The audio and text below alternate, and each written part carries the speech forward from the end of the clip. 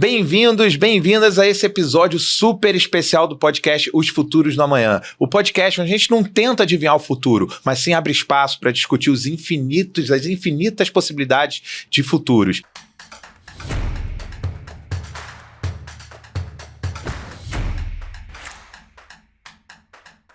Eu tenho hoje aqui um convidado ilustre, super especial, que eu tenho uma honra de estar recebendo, que é o Mauro Weinstock. O Mauro, ele é sócio do Hub 40+, mas eu conheço o Mauro há muitos anos, né? Como jornalista, como um grande ativista. Então, Mauro, é um prazerzaço ter você aqui. Eu tenho certeza que a gente vai falar muito sobre futuro, mas principalmente sobre longevidade, sobre economia prateada, que são temas que hoje eu te considero uma das maiores referências do mercado. Queria que você começasse contando um pouquinho sua história, contando como é que você chegou nesse tema, e daí eu tenho certeza que o papo vai fluir, que a gente vai ter uma série de ideias legais para falar sobre essas temáticas que eu trouxe.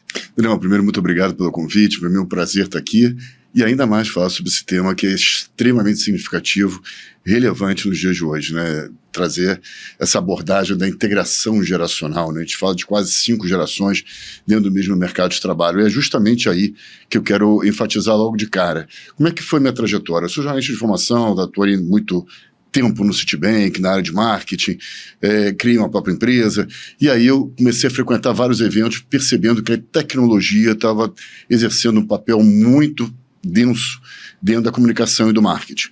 E um dos eventos que eu recebi um ingresso no mesmo dia do evento de manhã era o Startup Weekend. E eu cheguei lá sem saber nada, estou falando de muitos anos atrás, sem saber o que era startup e só sabia o que era o Weekend, né? Mas cheguei lá, 150 jovens, sexta-feira de noite, e eu pensando comigo, o que eu estou fazendo aqui? Para criar uma startup, que eu não sei nem o que é, do zero, com pessoas de 19 anos. E no final desse evento, 54 horas depois, a gente ganhou o primeiro lugar, exatamente com um projeto voltado para a longevidade, voltado para a diversidade etária. E aí eu comecei a estudar um pouco mais profundamente esse tema. E aí eu comecei a fazer postagem no LinkedIn. 2 meses depois, o LinkedIn me deu o título de Top Voice, o selinho azul. Depois o Exame me deu uma coluna. Depois o Terra. A gente começou a crescer, fazer consultorias, fazer eventos, fazer palestras. E aí começou todo o movimento que a gente tenta espalhar, né, cada vez mais pelo Brasil e pelo mundo afora. O que eu acho interessante, né? Você é sócio do Hub 40+. Pô, eu tenho 46 e eu me acho super jovem, super jovem. Eu acho que eu ainda tenho energia para fazer muita coisa. Você tem energia para fazer muita coisa. O eu acho não é dúvida, não, né? O eu acho eu considero, eu tenho certeza.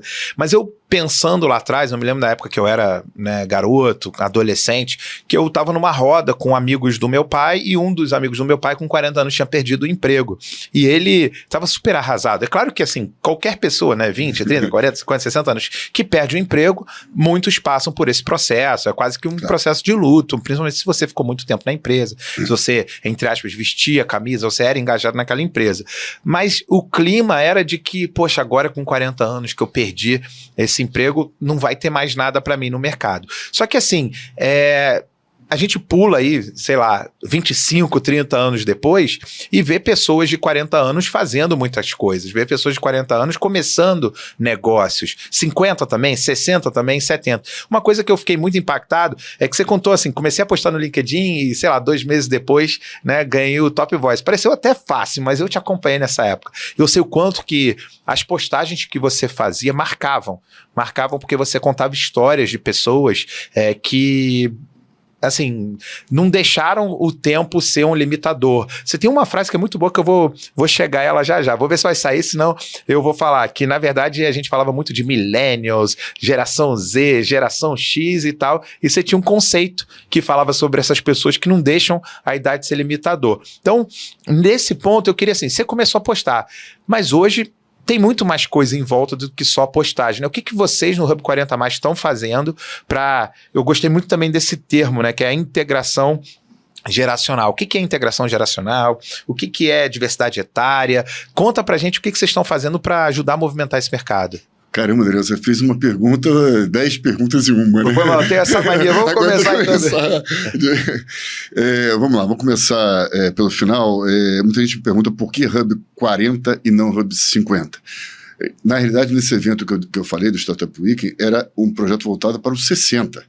Porque a gente não queria deixar esse público sedentário em casa. Porque a gente acredita sempre que ele tem que estar ativo, tem que estar produtivo, tem que estar socializando principalmente. E a ideia era levar algum tipo de capacitação para dentro da casa dele, ou fazer com que ele saísse de casa para poder exercer algum tipo de atividade, né? Seja ela fisicamente, seja mentalmente, exatamente para não ficar vendo televisão o dia inteiro, e aí entra o processo depressivo e começar a decair a partir dos 60, 65, 70 e por aí vai. E aí a tendência é começar com 50. E a ideia inicial era justamente essa. Só comecei a perceber que tinha um universo de 40 a 50 que tinha um vácuo gigante e que o etarismo estava muito intenso nessa faixa etária. Para ter uma ideia, a gente é parceiro do InfoJobs, que é uma das maiores plataformas de emprego do Brasil, e uma pesquisa que a gente fez junto detectou que 70% dos profissionais acima de 40 anos no Brasil já sofreram preconceito etário. E da outra ponta, isso é muito importante a gente também destacar, que o etarismo atinge pessoas abaixo dessa faixa etária. Não é só em relação aos mais velhos, mas em relação aos mais novos também. Uma pesquisa recente agora detectou que 50% das mulheres abaixo de 30 anos já sofreram preconceito etário. Então a gente está falando de todos os níveis de idade. E aí? Como é que a gente chegou, então, em projetos para essa faixa etária? Nós acreditamos que a vida não começa aos 40, começa quando a gente quer. Eu faço muitas mentorias individuais para executivos de grandes empresas. E aí a maioria deles tem 38, 39 anos. Aí, Daniel, vem a seguinte colocação.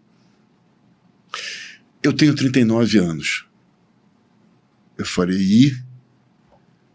Mas daqui a 2 anos eu vou fazer 40. Ok. E? Então, 40, né? Ele falou assim, o que tem o 40? Então, mas 40 anos, né? Você sabe, né? Eu falei, não sei de nada. O que é 40 anos? Podia ser 38, 39, 40, 50, 42, 55. Qual é o problema desse número de 40? Então, a gente tem que mostrar para esse profissional, essa pessoa, que assim como você, Daniel, tem um potencial imenso. E se antes a gente vivia até os 45, a expectativa de vida era 45 anos, na década de 40, hoje ele está vivendo até os 76, o último dado do IBGE. E muito em breve a gente vai viver até os 100. Então você, Daniel, tem mais, no mínimo, né, 34 anos de vida. 30, até os 76 são mais 30. Mas o meu avô tem 101 quase, então, né? E tá isso, exatamente. Então. E como que você vai atuar, vai ser remunerado, porque os boletos chegam após os 60 anos também. Vai ser ativo, vai fazer alguma coisa no teu dia a dia que também traga um sentido de propósito. Como é que você vai ser após a aposentadoria? Que ela pode acontecer sem dúvida nenhuma. Mas como é que fica todas essas questões? Então a gente está falando hoje, só para enfatizar, da saúde física, da saúde relacional, da saúde espiritual, cada um entenda, né, como seria isso, da saúde financeira, que você precisa ser remunerado, né, para pagar as contas, e do combate ao etarismo. Como é que fica tudo isso nessa equação? Não é um ou outro, é um e outro. Porque senão a gente não consegue contemplar o universo do ser humano como um todo, né? E aí, dentro disso, né, vou voltar, prometo que eu não vou fazer um monte de pergunta ao mesmo tempo, que eu fiquei empolgado. Cara, entrevistar, entre aspas, um jornalista é complexo, né, que eu sou engenheiro e não tenho a tarima de jornalista, eu gosto de conversar, por isso que eu trago gente como você, que eu sei que está transformando setores. Vou voltar lá para o início, né? Você chegou numa Startup Week, num evento que, para quem não conhece, né, é um evento onde pessoas com diferentes competências se reúnem para desenvolver soluções, e muitas dessas soluções podem virar startups, ou seja, negócios nascentes. E aí você junta designers, programadores, pessoas de áreas de negócio, no caso do Mauro, né, jornalista, que dali, você tem toda uma metodologia para dali sair com uma startup. Você chegou, então, nessa Startup Weekend e se juntou com um grupo. Imagino que nesse grupo eram pessoas com diferentes competências e, sim, idades muito, menores. próprias, que eu tinha 19 anos. Né? Então, jovens há menos tempo que nós, como a gente fala bastante. Isso eu pegando esse gancho rapidamente, sem querer te interromper, já interrompendo naturalmente. Não, vai lá.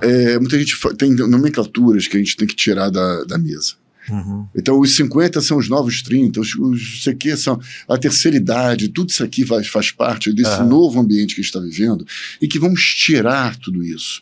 Porque colocar tudo isso em rótulos, você tem que se comportar assim, porque você agora é dessa forma, você atua assim, você é da geração A, B ou C, você da... Para, cada um é cada um. Uhum. Né? Você está super ativo com acima de 40 anos, o outro já com 80 também pode estar super ativo, mas um com 20 pode não querer nada com o trabalho, nada com a vida. Como é que fica isso? Perfeito. Então, não vamos parar de olhar, né? Vamos parar de olhar a idade, aquela diversidade, vamos usar para a pessoa. Qual a postura dela diante da vida? Isso para mim interessa. Não, e era isso que eu ia te perguntar, né? Você chegou lá nessa Startup Weekend, que é muito frequentado por pessoas que estão muito ligadas à tecnologia, independente da idade. E eu queria saber como é que você foi recebido pelo time que você acabou formando e como é que surgiu a ideia?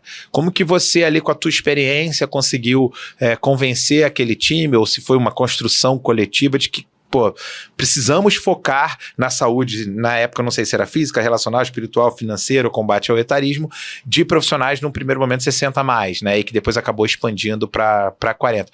Como é que foi essa experiência de chegar lá e no final sair, no final de um final de semana, né? Sair eu quero dar um passo atrás nisso, mas exatamente no próprio evento. Eu recebi um convite na sexta-feira de manhã, o evento era sexta-feira de noite. E aí cheguei lá, sem saber o que encontrar, e cheguei em casa de volta, né, na sexta-feira, e cheguei para minha esposa e falei assim, não volto mais lá nem a pau que eu vou voltar no sábado de manhã. Mas não volto mesmo, nem que me pagassem. Daniel, eu fui o primeiro a chegar no sábado.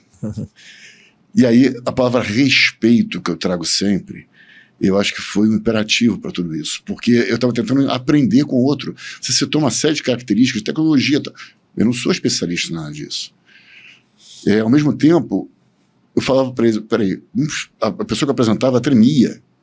Eu parava com a calma, respira. Então, olha a experiência falando um pouco. Então, é muito importante isso, porque a gente começou a trocar. E o tema surgiu espontaneamente.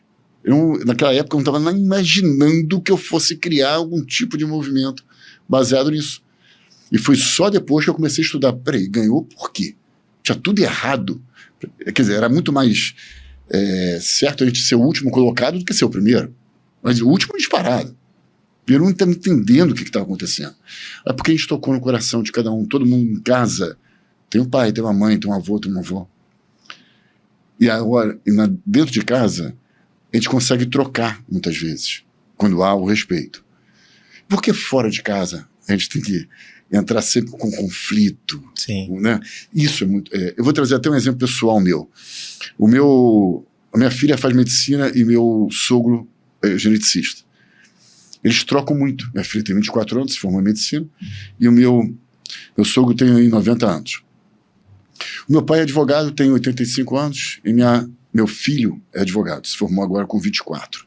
O meu filho, antes de entrar logo que entrou na universidade, ele conseguiu um estágio. E aí, você vai conhecer até o CEO dessa plataforma, ele chegou pro meu pai e falou assim, eu consegui um estágio numa startup chamada Sem Processo. Uhum. E aí meu pai perguntou para ele, primeiro, o que é startup? Segundo, direito sem processo não existe. Uhum. Então imagina como que foi a troca. E até hoje estou discutindo isso, né, 5, 6 anos depois da faculdade. Então isso que é muito bacana, essa riqueza da troca.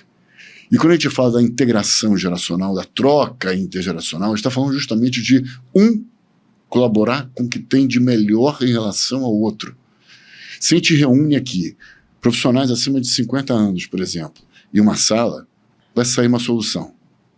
Se reúne aqui profissionais com 20 anos, 20, 25, 30 anos, numa sala, vai sair uma outra solução. Se a gente reúne aqui uma equipe mista, multidisciplinar, e mista em termos de idade, a solução vai ser muito mais assertiva. E não sou eu que estou falando, são pesquisas globais que demonstram isso. Então, as empresas precisam perceber que essa troca real, respeitosa, traz não apenas minimiza, né, o etarismo lá, porque você entra com a palavra respeito, mas soluções muito mais adequadas e pertinentes. E com isso a gente está falando de rapidez nas respostas e lucratividade no final das contas. Não, perfeito. Só para lembrar, ó, Sem Processo tá aqui, tá? É uma delas. Eu já conversei com o Bruno Feigason. Foi o primeiro episódio com o Bruno Feigason. Muito legal, assim, a startup realmente ela vem para criar algumas disrupções dentro desse setor jurídico, onde que a inovação, né, exatamente, sofre um pouco até para avançar, mas eu acho que eles estão mostrando com jovens como seu filho e vários outros, né, mostrando, né, e se integrando a outras gerações de advogados que estão abraçando essa causa. E o Bruno é um exemplo. O Bruno é um exemplo de um profissional que ele é formado em Direito e ele começou a entrar muito fortemente na área de tecnologia. E aí ele abre uma startup por dia, praticamente, porque a gente conhece o Bruno. Então é fantástico isso, a visão que ele tem das dores do mercado que ele atua, que ele se formou, e ao mesmo tempo ele consegue colocar de forma concreta isso no mercado, soluções específicas para cada uma dessas dores. E só para concluir, aquele profissional que entrou no Startup Week sem saber praticamente o que era startup naquela época, hoje eu sou parceiro da Copa do Mundo de Startups e sou jurado do Hackathon do Mundo, que é o maior hackathon, hackathon na NASA, né, que é o maior hackathon do mundo. Então, para mostrar que aquela abertura para o novo, a abertura de ter voltado no sábado lá, faz total diferença. Isso é postura profissional. Isso é postura de quem quer aprender, quem é curioso. Isso é uma das principais habilidades, eu acho, do profissional do futuro. Exato. Eu falo bastante sobre isso, né? Acho que independente de qual geração você essa abertura para estar sempre aprendendo, ela é fundamental para você se manter empregável, para você se manter produtivo, para você se manter, desculpa o termo, assim, até útil do ponto de vista, não sei se útil é a melhor palavra, mas continuar contribuindo, seja para uma instituição sem fins lucrativos que você participa. Eu falo muito do caso do meu avô, né, que tem 100, vai fazer 101 anos, e que ele participa lá do clube, da sinagoga, ele vai, né, ele é querido. Por quê? Porque ele não só participa, como ele está lá de alguma maneira contribuindo para as discussões, conserta os livros, conserta as mesas quando precisa. Por quê? Ele fala, o dia que eu parar de fazer isso, eu não vou existir mais. E aí promove a socialização, ele se sente útil, se sente produtivo, ele troca, ele aprende, né, porque a mesa que ele conserta hoje é diferente da mesa que ele vai consertar amanhã, então, e por aí vai. E é isso que eu quero, acho que é um gancho bem interessante, porque a gente começa a entender que quando a gente está muito restrito a determinada empresa ou determinado segmento, isso nos limita demais no mercado. Então aquele profissional de 40 anos que eu citei como mentorado, ele tem que estar atualizado tecnicamente, estar atualizado tecnologicamente, promover um network muito assertivo, porque 85% das recolocações profissionais ou das parcerias hoje no Brasil e no mundo vem através do relacionamento, e fortalecer a sua marca profissional.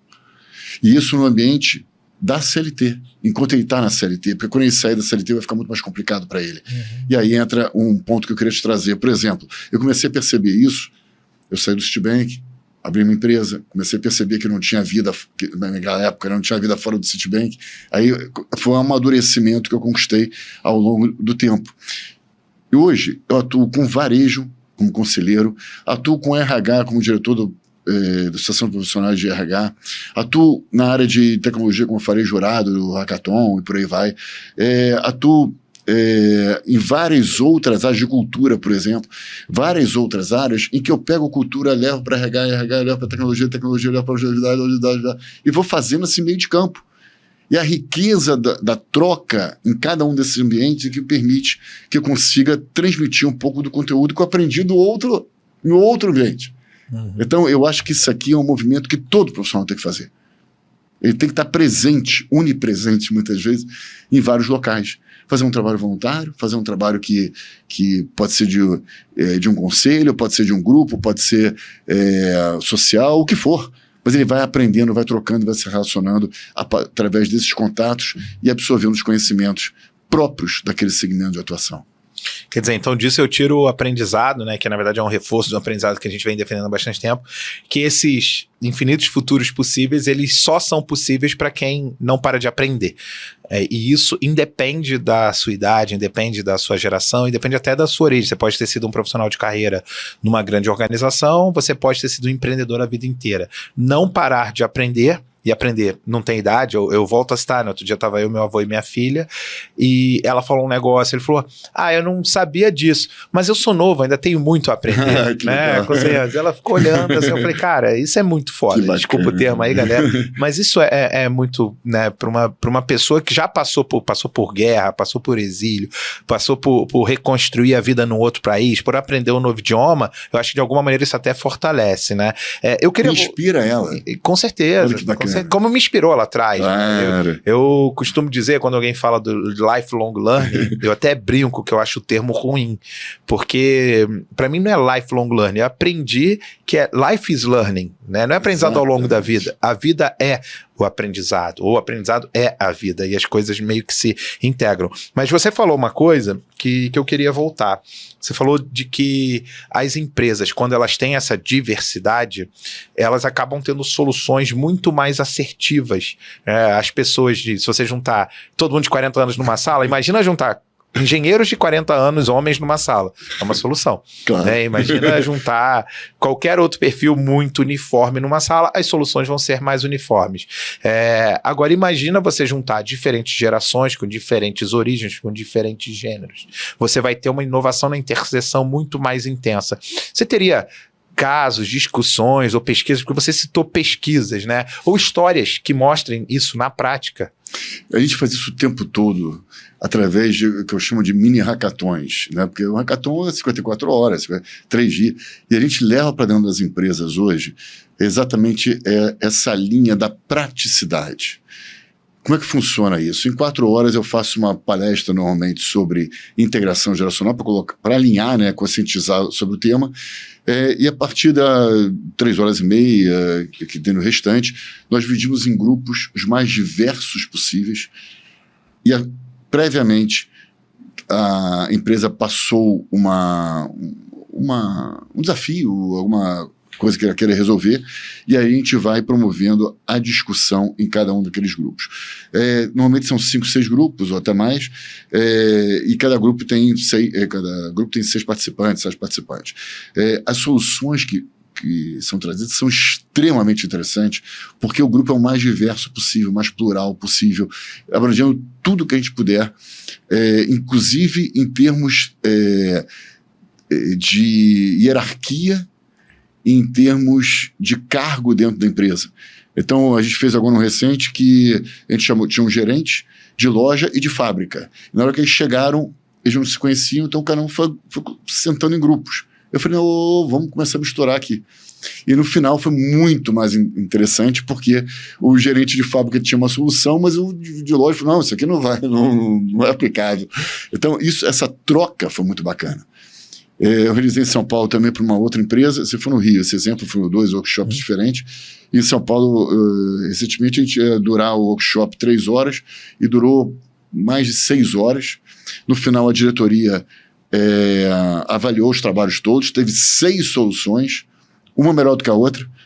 A diretoria achou tão interessante que entregou um troféu para todos os participantes do grupo vencedor. E, ao mesmo tempo, ela começou a misturar as soluções.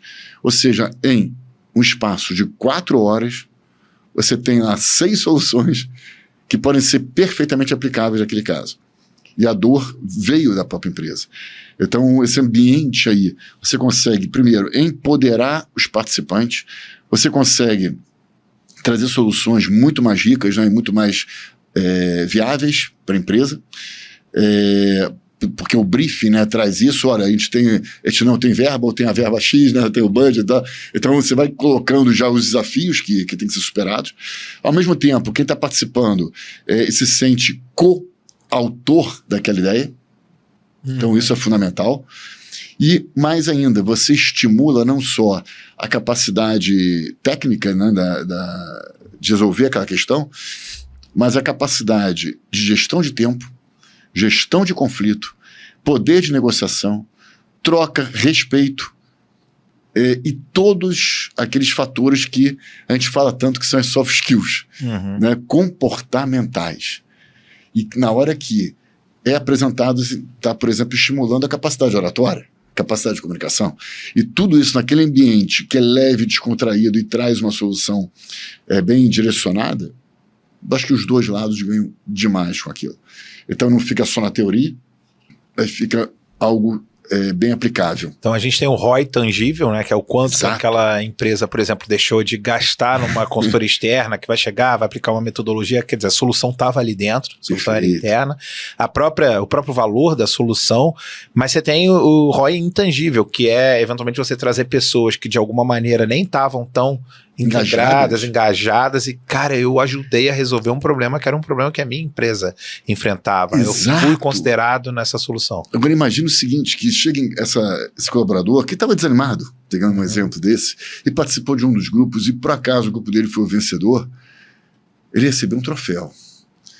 Aí olha a mudança de mindset. Na hora que ele recebe um troféu, e ele tem a oportunidade de ter falado com a diretoria que estava no mesmo ambiente que ele, né? A diretoria estava olhando o trabalho dele, e ele recebe o troféu e chega em casa.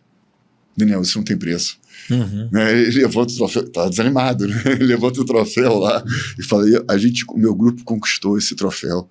Olha que impressionante que tem. A mudança dele na segunda-feira é total. Né? Não, é óbvio que eu imagino que a metodologia que vocês criaram permita exatamente aflorar essas soluções e de fato, que são muito calcadas nessa questão da integração geracional, Exato. a diversidade etária, a pluralidade de ideias e a capacidade de contribuição de cada um. Você falou gestão de tempo, gestão de equipe, mas eu acho que esses fundamentos devem aparecer bastante, cara, deve ser bem... Porque o desafio é disso. A gente pega uma história que pode ou não estar acontecendo na empresa. Por exemplo, comunicação geracional. Um quer e-mail, outro quer WhatsApp, outro quer vídeo, outro quer isso, quer aquilo. Como é que se dá?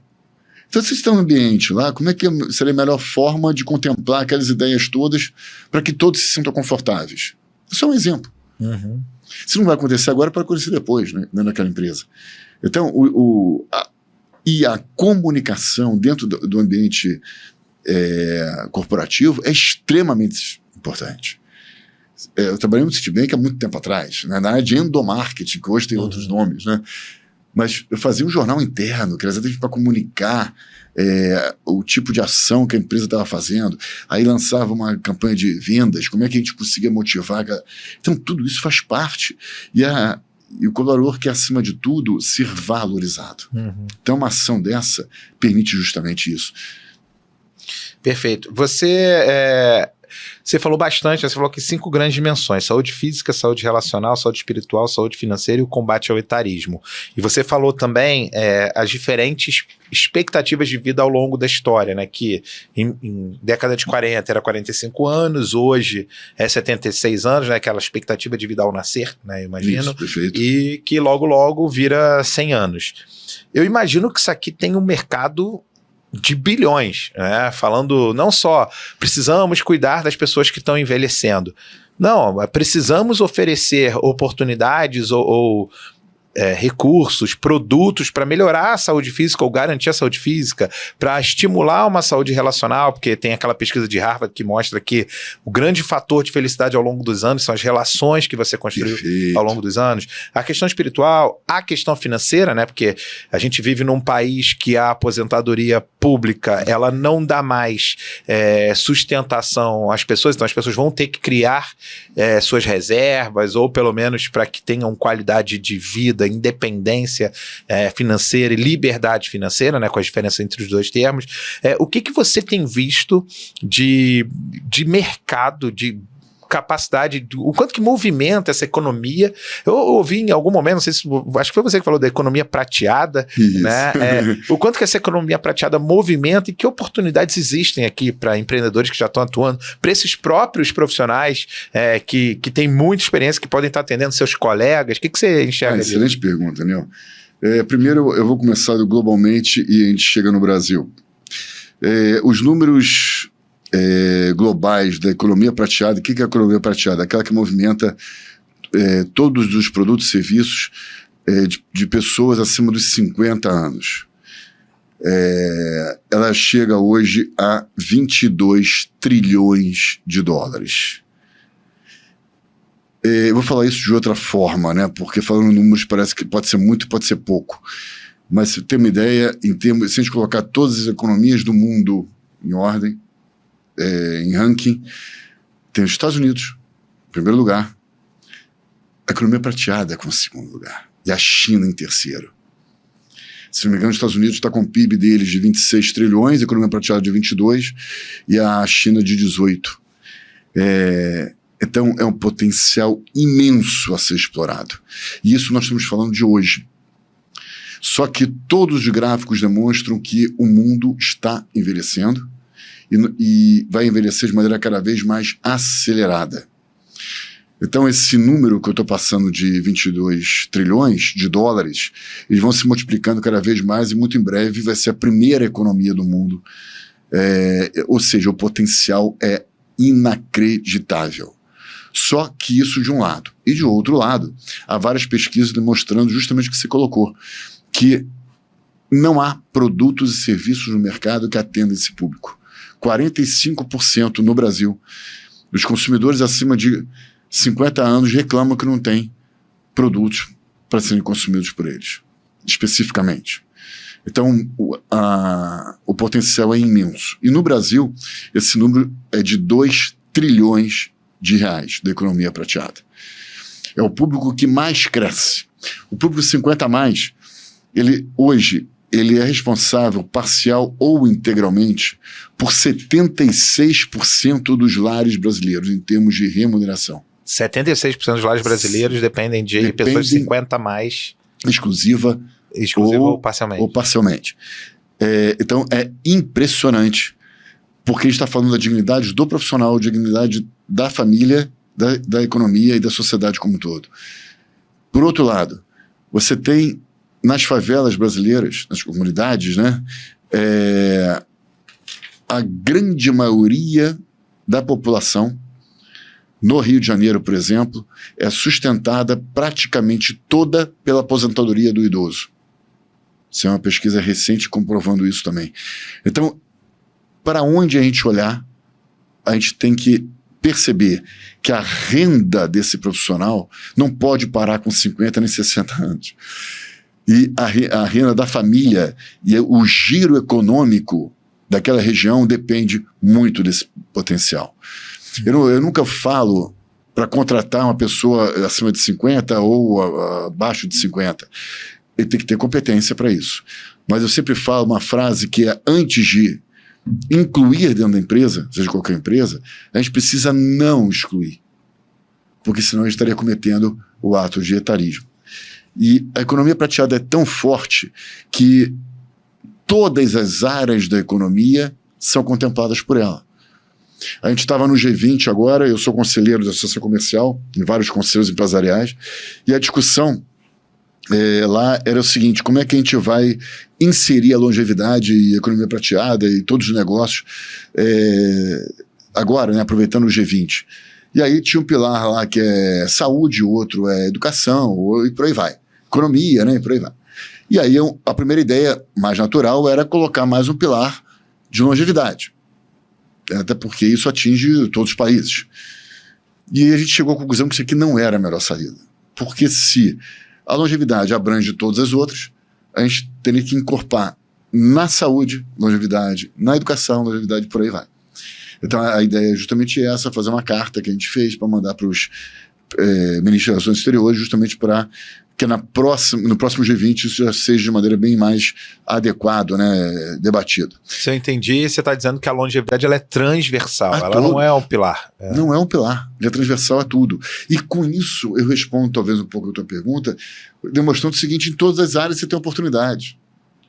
Tem, por exemplo, um projeto que está já viável há bastante tempo em São Paulo, que é um Uber para o público mais velho. Então, o motorista ele é treinado, um nome até interessante, que é Eu Vou. Eu vou, de avô. Então, o motorista é treinado para sair do carro, ajudar aquele idoso entre dentro do carro. O valor é mais caro do que o Uber? Claro que é mais caro, porque o serviço tá inserido de treinamento, de colocação dele. E tudo isso, a educação. Então, são projetos como esse. Uma área que vai crescer demais, já está crescendo, que são cuidadores de idosos. Para ter uma ideia, isso no mundo inteiro. A Alemanha está importando cuidadores de idosos do Brasil. Então, essa já é uma realidade.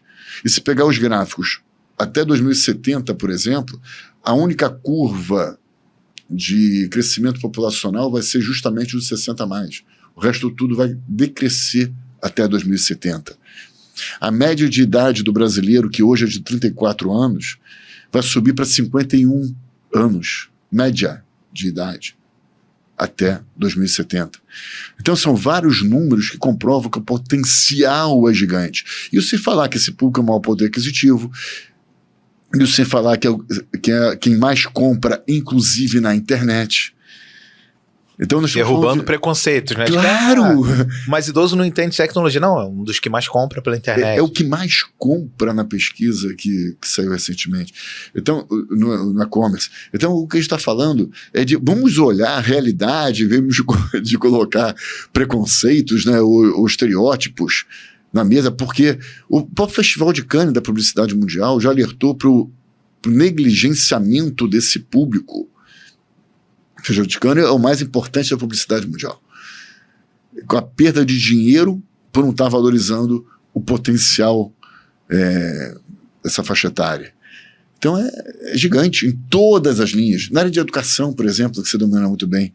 Né? Quantos são aqueles profissionais que estão entrando novamente para se capacitar e para ter uma nova carreira depois de 50 anos? Foi a pergunta que eu escrevi aqui para te fazer. Que fantástico. Não, eu falei que quando eu ouvi você falando, me impressionou bastante, não só essa quebra de percepções, né, que são percepções equivocadas, acho que a gente tem que estar sempre pronto e preparado para reaprender, não é só aprender, mas desaprender e reaprender, né? Porque... Eita, peraí, calma, segura, congela. Tá, mas deixa eu falar a minha pergunta.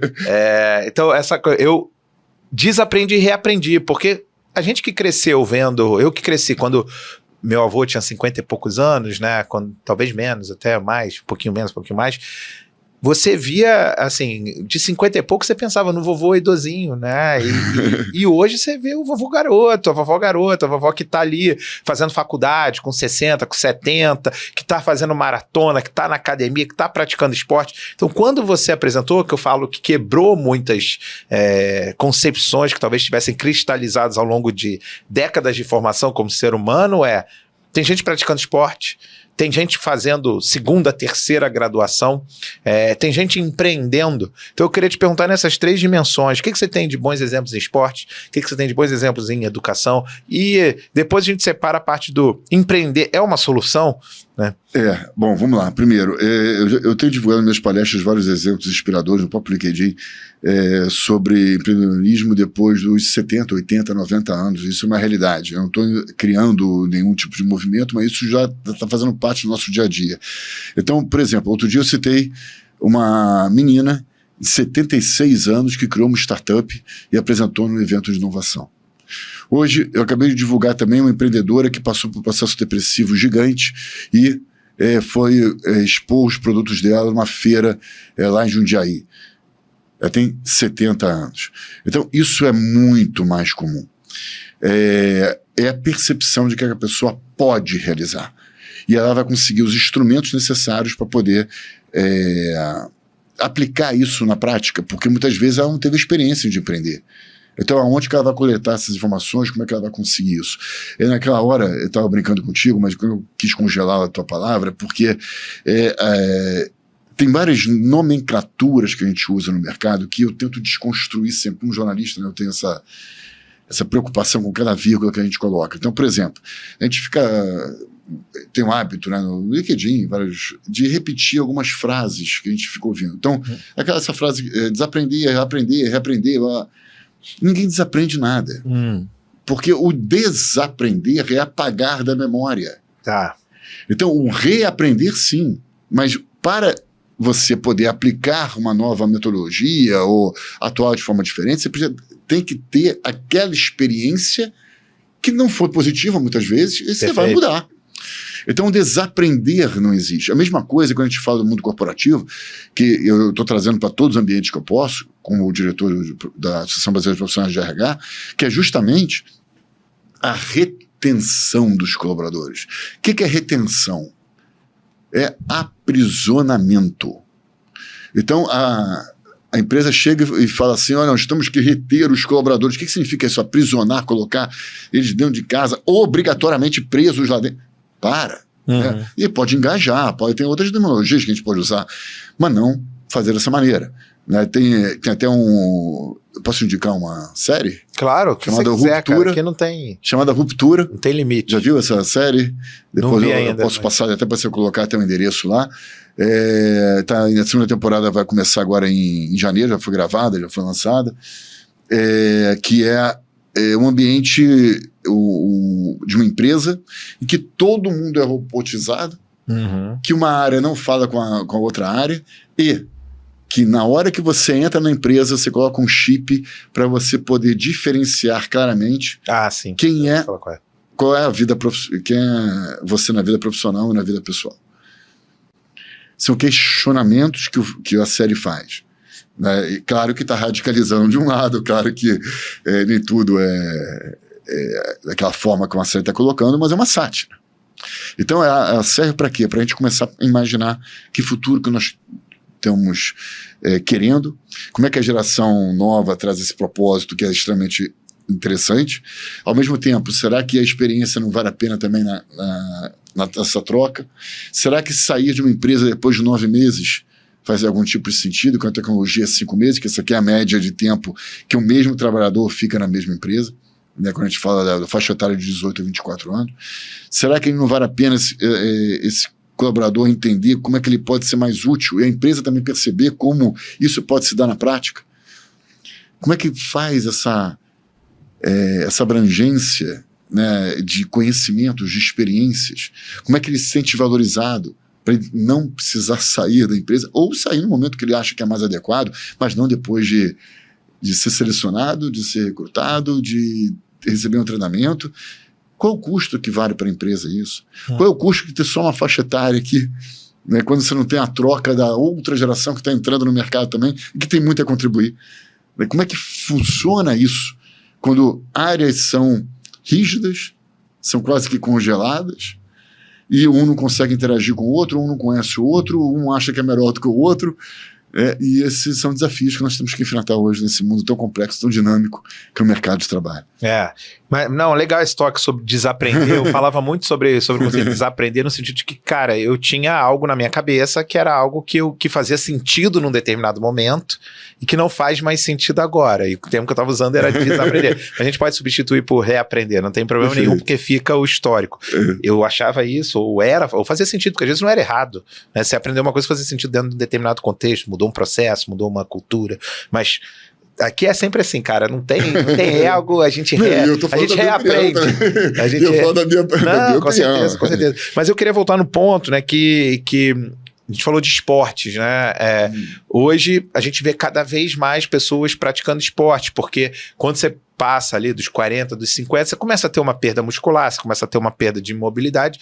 Se você procura os movimentos certos, procura manter, você pode, de alguma maneira, ter uma manutenção também adequada disso. E a própria questão da educação, né, de se antigamente você fazia uma faculdade e para quem fez, né, e segue aquela carreira, hoje você tem possibilidade de múltiplas carreiras, multipotenciais. E você tem exemplos muito legais. É bem bacana você trazer isso. Primeiro que uma vez eu divulguei um heterofilista de 90 anos que entrou pro Guinness Book.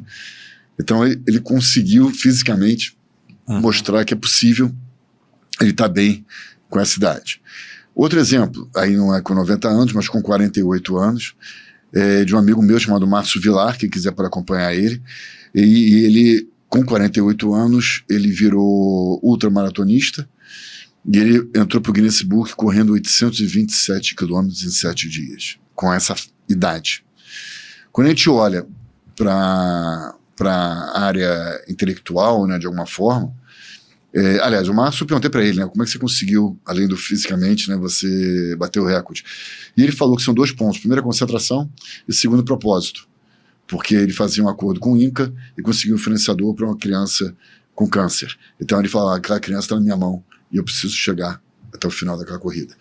E aí na área intelectual, por exemplo, tem vários exemplos, mas, por exemplo, o Walter Longo, que foi presidente muito tempo da Editora Abril. Ele tem 70 e poucos anos e ele se reinventou totalmente, é um cara brilhante. E ele faz palestras sobre inteligência artificial. Ele fala sobre várias abordagens da inteligência artificial, quer dizer, olha a forma como ele conduz isso, como ele conseguiu ter uma adaptabilidade dentro do mundo, claro, de comunicação, mas como é que isso está interferindo no dia a dia das empresas. Então isso é fantástico, você poder também trabalhar. E a média de idade do Prêmio Nobel, né, é de 59 anos.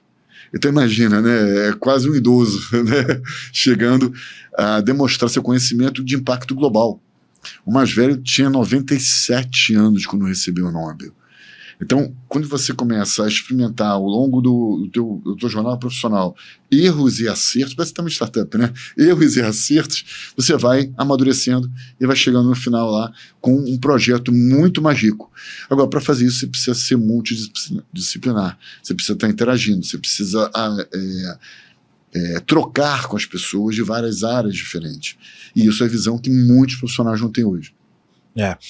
A gente falou de muitas coisas boas e de muitos desafios, mas a gente não falou, eventualmente, dos impactos e dos problemas, né? Que é essa maior... Quer dizer, primeiro a gente vai ficar feliz, né? Porque nós vamos poder viver mais, vamos poder curtir mais a vida, vamos poder chegar em idades mais avançadas com mais saúde, com relacionamentos melhores, com mais espiritualidade, com mais independência ou liberdade financeira, curtir os netos, bisnetos, né?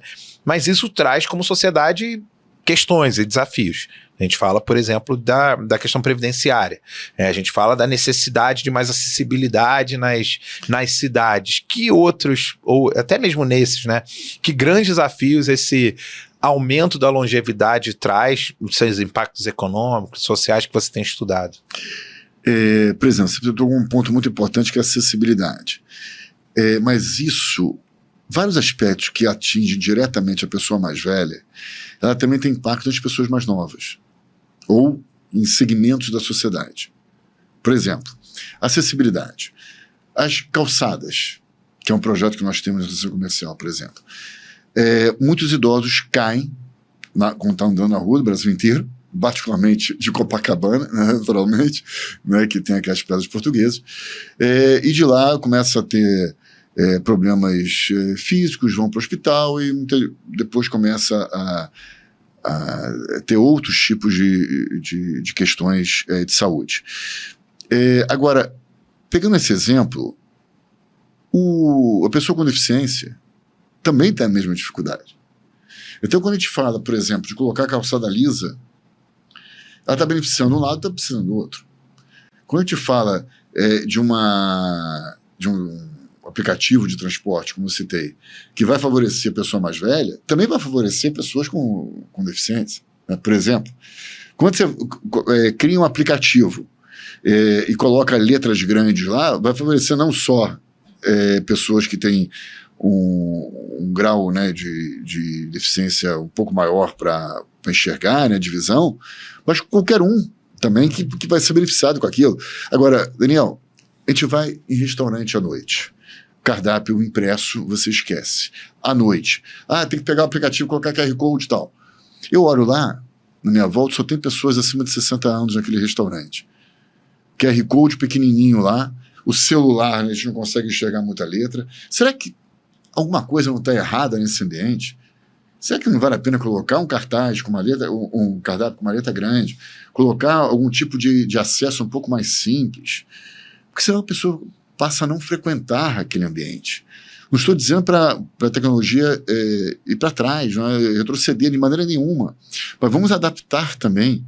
Aquele aplicativo do banco, uma vez eu estava no aplicativo eu prefiro fazer as coisas pelo computador, exatamente pela letra maior, e eu não tenho nenhuma dificuldade visual, e aí ele me manda um código pelo celular. Eu falei, já começou errado, porque eu não queria mexer no celular, senão eu teria começado pelo celular. E aí eu coloco lá no aplicativo, no computador, no laptop, e ele fala, você não pode usar os dois dispositivos ao mesmo tempo. Eu falo, mas eu queria só utilizar um, não vou poder, você está me obrigando a utilizar o outro. O que é isso? É omnichannel que a gente fala? Não. Você está direcionando aquele público. E sou eu. Quando a gente vai fazer o reconhecimento facial dentro do banco, eu vou colocar o celular. Imagina uma pessoa de 80 anos porque tem que fazer a reconhecimento social, porque aí a senha dela tem que bater, tem que pedir ajuda para a filha, para a neta, para não sei quem. Isso é facilidade de tecnologia? Então vamos pensar como é que a tecnologia pode ser amigável para esse público.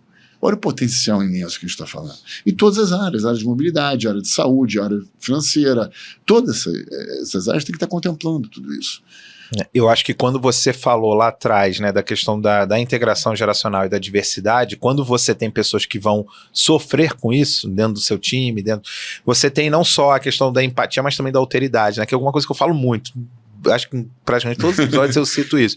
Empatia é você conseguir se colocar no outro. Alteridade é você entender que o outro não é o outro e trazer um outro para a discussão.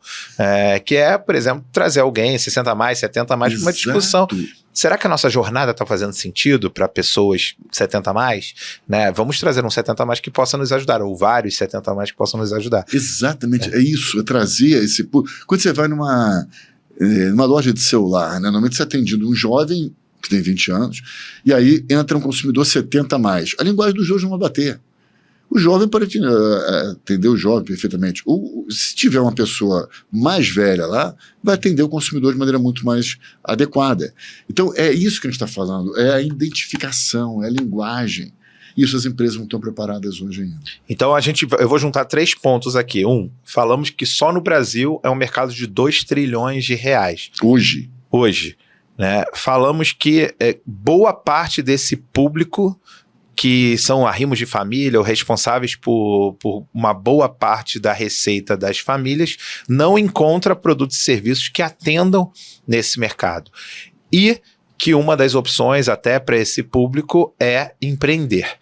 Então a gente está falando assim, oportunidades de desenvolvimento de novos produtos e serviços, olhando para o futuro, né, para os futuros possíveis, novos produtos e serviços, trazer essas pessoas para a discussão de produtos e serviços que são mais gerais, porque, de novo, a longevidade ela é transversal, e a gente está falando de novas oportunidades de mercado que vão estar sendo criadas com base nisso. Acho que o futuro ele é multicolorido, mas entre essas cores tem o prateado, né? Exatamente. E aí entra um ponto importante. Quando você fala com a palavra empreendedorismo para essa faixa etária, eu quero colocar uma situação que é muito real hoje em dia.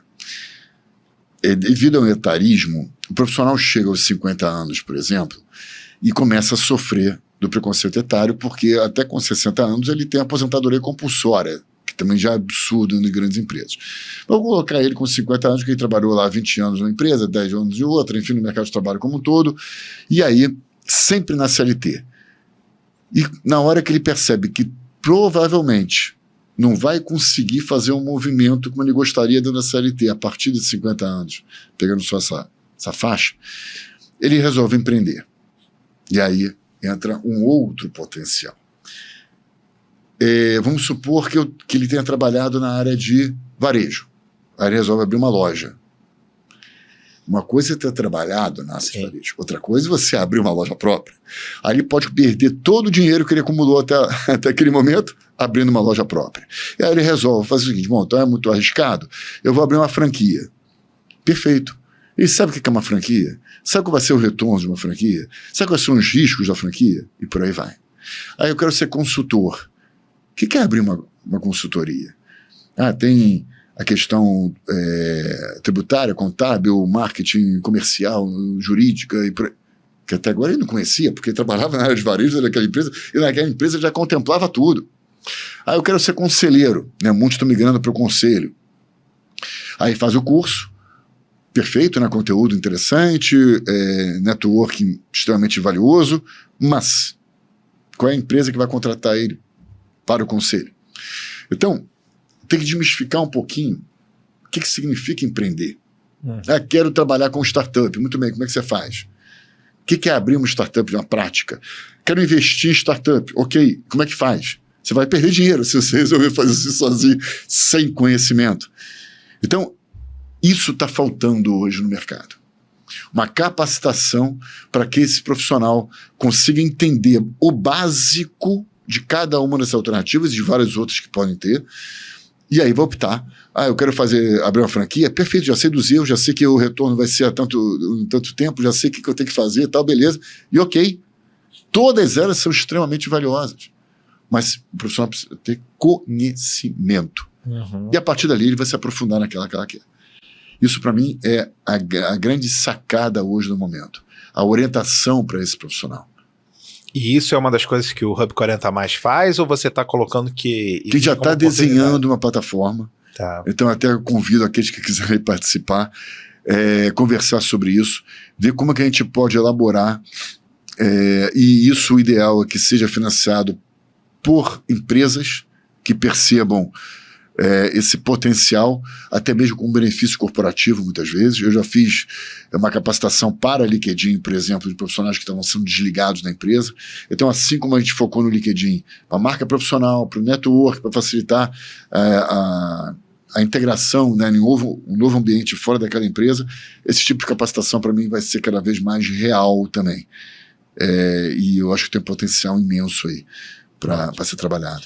Mauro, acho que a gente já estamos aqui 1 hora conversando, que era a nossa previsão inicial. Acho que a gente pode continuar falando sobre esse tema horas e horas, anos e anos, né? Até a gente passar das faixas aí, deu passada de 50 a mais, mas acho que seria legal a gente dar uma convergida e pegar essas mensagens principais desse papo, né? E de fato também falar com quem está assistindo a gente vai tirar, eu senti que a gente chegou a ter alguns cortes bem legais para a gente tirar e publicar depois também, focado em um tema ou outro, mas a economia prateada é uma realidade, o aumento da longevidade é uma realidade, a gente divide 2 caminhos possíveis, né? Porque todo mundo que der sorte vai envelhecer, né? Alguns que vão envelhecer com preparo, com saúde física, relacional, espiritual, financeira, vão sofrer menos com o etarismo, ou se sofrerem com o etarismo, vão saber como lidar e navegar nesse mundo até que a gente consiga limar esse mal, né, da sociedade, mas hoje ele existe, né, então a gente precisa estar preparado para isso, e os que vão seguir por outro caminho, que vão começar a não estar ativos, a não contribuírem, a não encontrarem o seu espaço no mercado. Nossa missão é fazer com que o primeiro grupo seja cada vez maior, e isso é uma responsabilidade que envolve não só o público, mas também o privado, né? As empresas entendendo, as famílias entendendo, os mais jovens fazendo isso com seus entes queridos, que são jovens há mais tempo.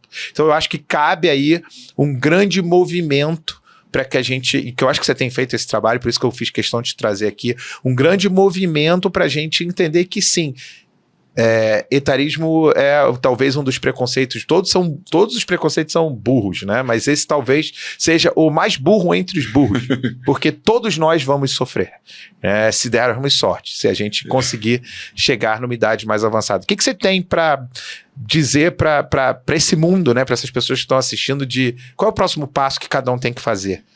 Bom, primeiro, em relação ao que você falou agora, a gente tem uma terminologia que se chama interseccionalidade. Ou seja, é a junção de todas as diversidades. Por exemplo, uma mulher que é preta, que é 50 a mais, ela está juntando várias diversidades. Então as empresas hoje têm pilares, que eles chamam, né? O pilar de gênero, pilar LGBTQIA+, pilar PCD, pilar muitas vezes geracional chamado. Agora, aí criam isso e chamam de grupos de afinidade. Muito bem. A minha pergunta é, desconstruindo novamente, as mulheres têm grupo de afinidade só entre mulheres? Sabe que os PCDs só têm grupo de afinidade entre os PCDs? Então por que a gente não junta tudo? Porque existem mulheres PCDs, negras, 50 a mais, por exemplo. Então essa troca, esse convívio que é extremamente necessário. Cada um com a sua peculiaridade própria, porque nós temos todas as diversidades dentro da gente. Então, o primeiro ponto é o entendimento desse conceito. O segundo é que a percepção de que cada um de nós, diferente do passado, tem um poder de influência muito grande. Nós temos grupos de WhatsApp, temos grupos de rede social, temos hoje veículos próprios em nossas mãos. E nós temos a responsabilidade de divulgar conceitos antipreconceituosos em todas as linhas, e particularmente o etarismo. Cada um de nós, eu costumo falar que é uma gotinha num oceano gigante, mas esse oceano é formado por todos. E se a gente trouxer muito mais o positivo, o antes, a gente vai conseguir transformar o mundo muito mais rapidamente. Então, a percepção de que o nosso trabalho individual tem muita força e o trabalho de grupo vai vir junto com ele. Então não basta a gente, não sou etarista, ok, mas você tem que ser um agente da transformação, um agente anti-etarista também. Isso vale para todas as diversidades.